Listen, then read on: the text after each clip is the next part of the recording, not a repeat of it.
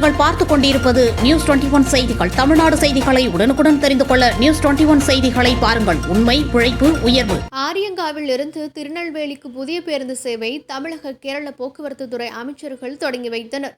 தென்காசி மாவட்டம் தமிழக கேரள எல்லையில் அமைந்துள்ள கேரள மாநிலம் ஆரியங்காவில் இருந்து திருநெல்வேலிக்கு புதிய பேருந்து சேவை துவக்க விழா ஆரியங்காவில் வைத்து நடைபெற்றது.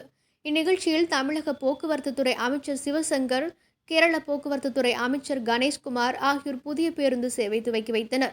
இந்நிகழ்ச்சியில் பேசிய கேரள போக்குவரத்து துறை அமைச்சர் கணேஷ்குமார் கூறியபோது, நமது கேரள பொதுமக்கள் பலர் என்னிடம் தமிழகத்தில் உள்ள பேருந்து ஓட்டுநர்கள் பேருந்து வரும்போது கை காட்டினாலே நிறுத்தி ஏற்றி சென்று வருகின்றனர். ஆனால் கேரளாவில் அவ்வாறு பேருந்துகளை நிறுத்தப்படுவதில்லை என தெரிவித்தனர். எனவே கேரள பேருந்து ஓட்டுநர்கள் தமிழக ஓட்டுநர்களை பார்த்து இந்த விஷயத்தில் கற்றுக்கொண்டு அவர்களும் கேரள மக்கள் கை காட்டினால் நிறுத்தி ஏற்றி செல்ல வேண்டும் என வேண்டுகோள் விடுத்தனர். நியூஸ் 21 செய்திகளுக்காக தென்காசி மாவட்ட செய்தியாளர் கோதர்ஷா.